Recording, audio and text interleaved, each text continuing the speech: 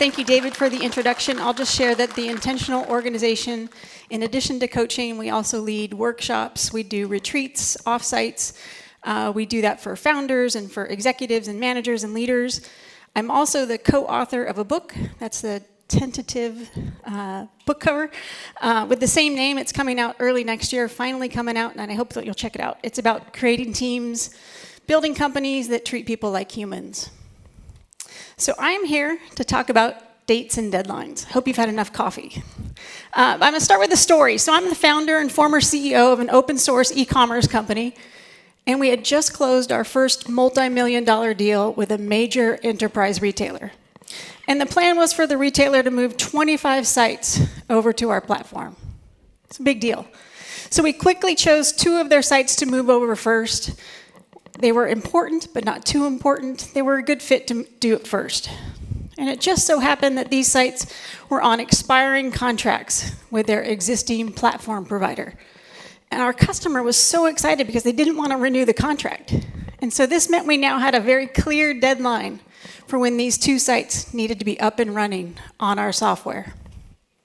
So we slotted these launches on our feature roadmap, and off we went. Now, mind you, we knew nothing about these sites. We didn't know what integrations they used. We didn't know the size of their product catalogs. We didn't know how they handled pricing or promotion at scale. We knew zilch, nothing.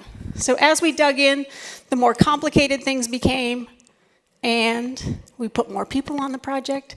I think by the time the project was nearing its end, everyone in the company was working on it, including myself.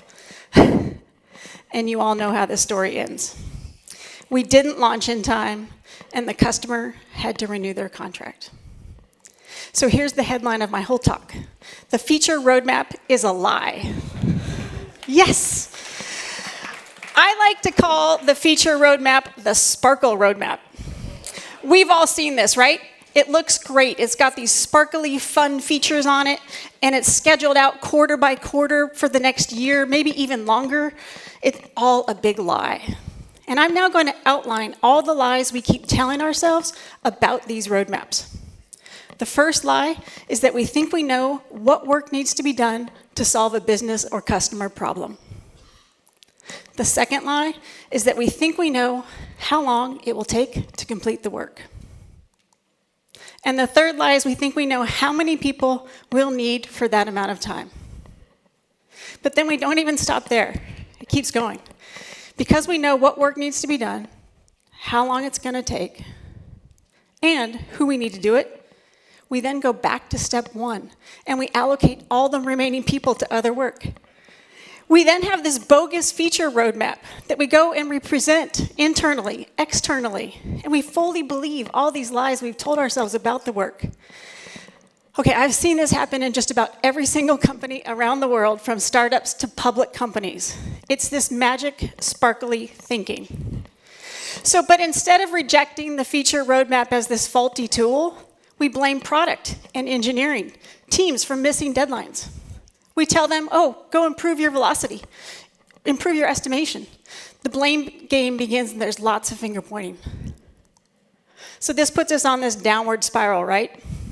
It's where product development teams, engineering, product design, they start improving velocity and improving their processes rather than focusing on customer outcomes.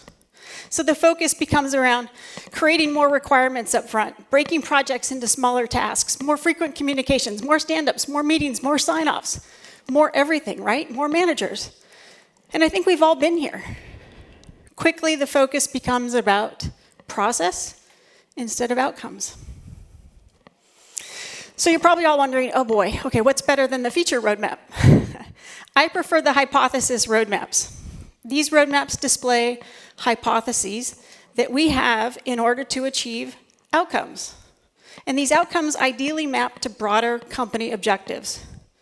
These roadmaps can still show prioritization, they can still show spans of time, but they also convey confidence and our goals. And I think one of the key benefits of this approach is that our work is now connected directly to business objectives and to customer outcomes.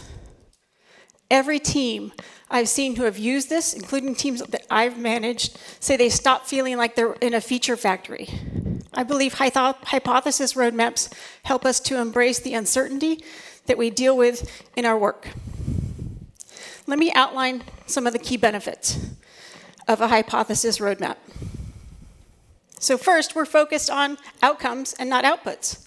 We are clear on what the success metric is and what the objective it is connected to. This is key. And second, we actually admit that we have hypotheses about what we think will work. Y'all, this is the most healthy thing I can talk about. We're debating hypotheses instead of features. We can also debate about our level of confidence in those hypotheses. We can also debate our trade-offs. That's great. But we admit that we never can know for sure that any single feature will work. And third, we try different solutions to achieve our goal instead of over-promising that one single sparkly feature will get it right on the first try. I'll also add here that we still get stakeholder buy-in. We still have prioritization and resourcing conversations. But now everything's connected clearly to goals. And, of course, we still have an artifact. We still have a roadmap that we can share and we can use to communicate about what outcomes we're focused on. So this is what it looks like. This roadmap lists out the hypotheses that we have, the objective, and the goal for the hypotheses, along with our confidence level. Each of these cells often will link to more details and more context. I use the hypothesis roadmap, and I've seen it work at companies of all shapes and all sizes. Okay, but here's the reality. Here's the bummer. No roadmap approach is perfect, because if it was possible to always know what's going to work, when the work will be delivered, and who is needed for that work, then we would all just do that, and no business would ever fail. Not going to happen. So I believe that hypothesis roadmaps are just the best way to communicate priorities and timelines. Like I said, they also help us to embrace uncertainty while still providing us direction on product strategy, on prioritization, on resourcing, and on timing. So let's look at an example. Let's say that increasing customer activation by 10% is one of our company goals. And we have a hypothesis that we could make progress toward that goal if we added a new onboarding experience. Now, we likely have other hypotheses. This is great. The product development teams, engineering, product design, marketing, might even spend time talking to customers, doing some research, quick testing of different ideas before choosing to work on onboarding. I'll get back to the example in a second. Let me first share 3 tips for communicating dates and deadlines. First, share the hypothesis. And remember, it's not a feature. This is a hypothesis. Sometimes I'll also share some of the other hypotheses that we considered and how we've evaluated them and how we narrowed to this hypothesis.